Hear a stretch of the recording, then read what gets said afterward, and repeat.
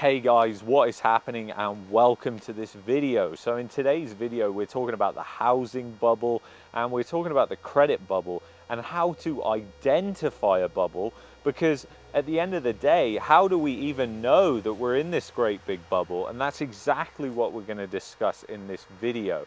If you haven't done so already, please like the video. Please share this with all your friends and whoever else, because this is really important for people to see. This isn't what I created. This is what Jeremy Grantham created. And I think it really outlines the core of what makes a bubble a bubble. So anyway, guys, without further ado, let's do this.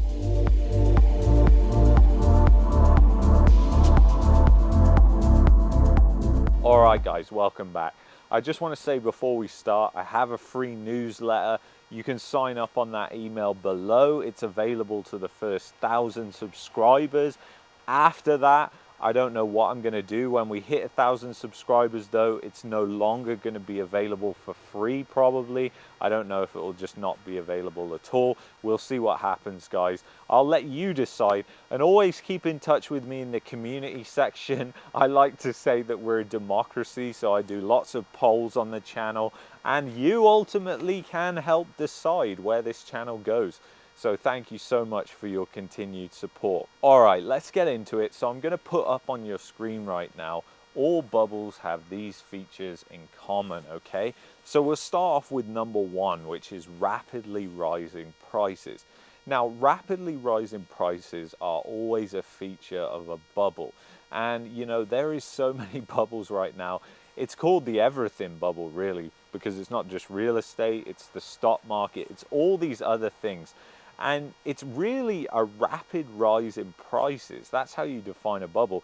But you have to also remember that it's a rapid rise in prices against the fundamentals, guys. You have to remember that.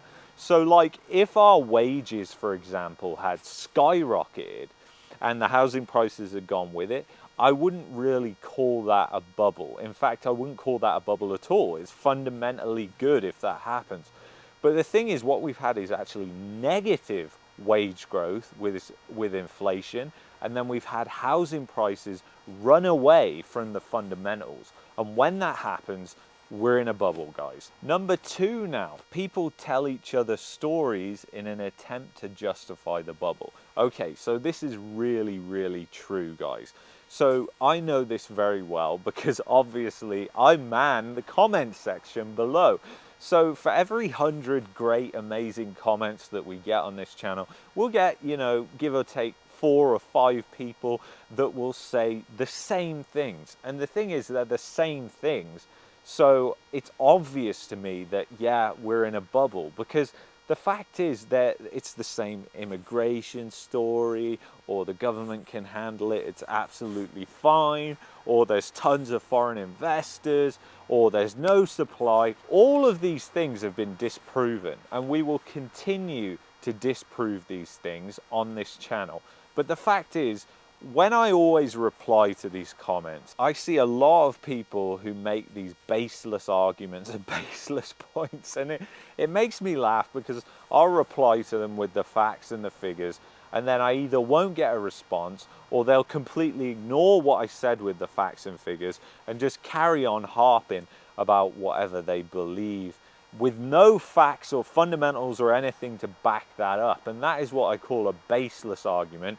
It's an argument where they've just got nothing to prove their point, essentially. I mean, the whole idea of debate is that you have something to actually back up what you're claiming, because if you don't, then what are you really doing?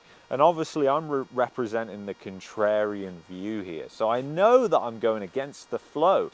And with going against the flow, you're going to get friction, obviously. And people are going to get riled up because they want to justify their own bad decisions.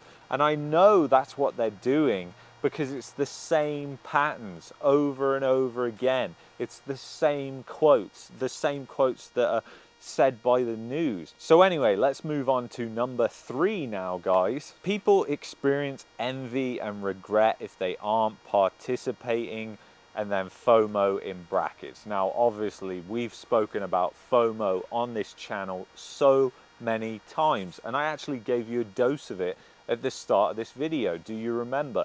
Because I said, essentially, if you don't sign up to my newsletter before I hit 1,000 subscribers, guess what? You're not going to be able to get on board for free. So essentially, that is putting a bit of fear of missing out there to trigger you to take an action, because I know for every 100 people, there'll probably be one person that takes action on that. And it was actually surprising to me when I started the email list, the statistics of how many people do different interactions and stuff. But anyway, I'm getting off topic here. But the thing is, this FOMO thing is very bad, and I believe we have been led down a trap. So the thing is, guys, this FOMO is really bad because people will go to massive lengths to satisfy this FOMO, and they'll often self-sabotage their finances, because essentially it makes you make bad decisions financially. That's what FOMO does, and essentially FOMO will eventually just destroy your finances. It is just a terrible thing, and it's something we need to be acutely aware of as investors, because we all suffer from this.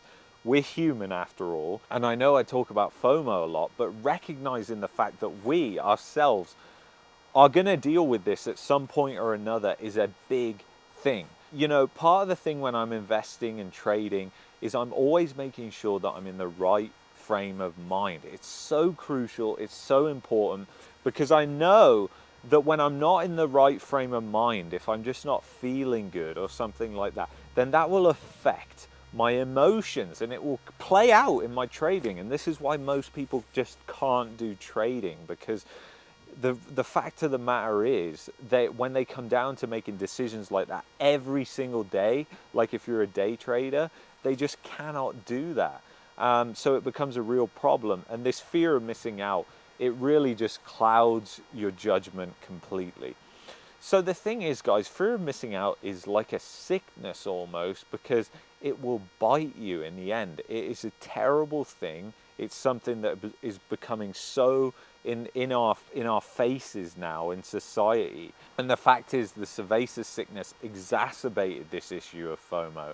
And we've really just got to recognize that we can suffer with it, and we have to think logically when it comes to any financial decision. At the end of the day, thinking logically, making sure you can afford by a long shot, and making sure that you've covered all your bases, that is the best way for you to get financial success.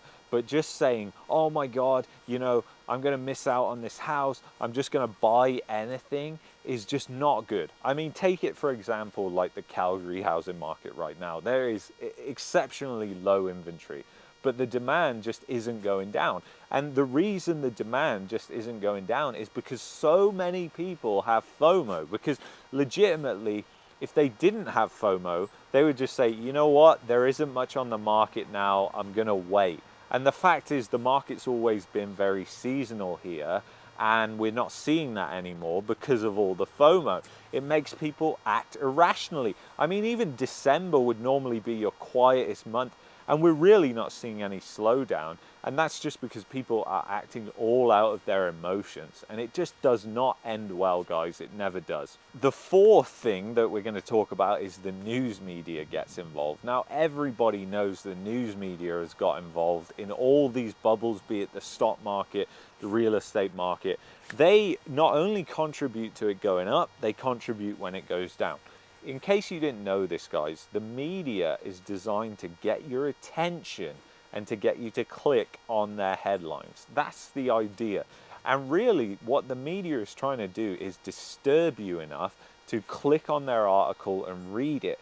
And that is really what it's all about. A lot of these articles, they have no facts, they're completely baseless, exactly like the people in the comments. And they have a lot in common with each other, actually. But that's just the way the news has always been like this, guys. It's getting further and further towards just being baseless.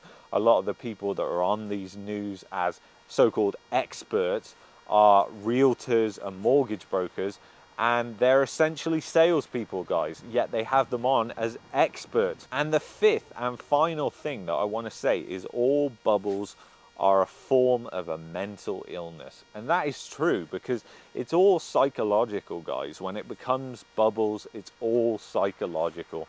And there is so much emotion when it comes to real estate. There really is. People just cannot help themselves. You know, a lot of people, it's fear, other people, it's greed, but it just drives us to an absolutely terrible place. And a lot of countries like Canada, Australia and New Zealand were already in a massive housing bubble before this started. And this has just exacerbated the issue. And when this thing goes, it's going to be absolutely devastating towards the economy. The Canadian dollar is backed by nothing anymore. So if this all goes down and the government tries to print their way out of it, we could very well just see another Greece. And it's not going to be good, guys. It will put us in like a depression or a lost decade, as I keep referring to in the comments. So anyway, guys, I hope this video proved helpful. I'm sorry it's been a little bit long-winded. If you haven't done so already, please like the video. Please subscribe to the channel. My email list is also below. So it's snowy right here in Calgary now, but it's warmed up a little bit. It was -19 on Sunday night. It's Wednesday now and it's around 3-4 degrees. We've got some snow now, as you can tell. So anyway, guys, I'll see you in the next video. As always, peace and love, guys. Bye-bye.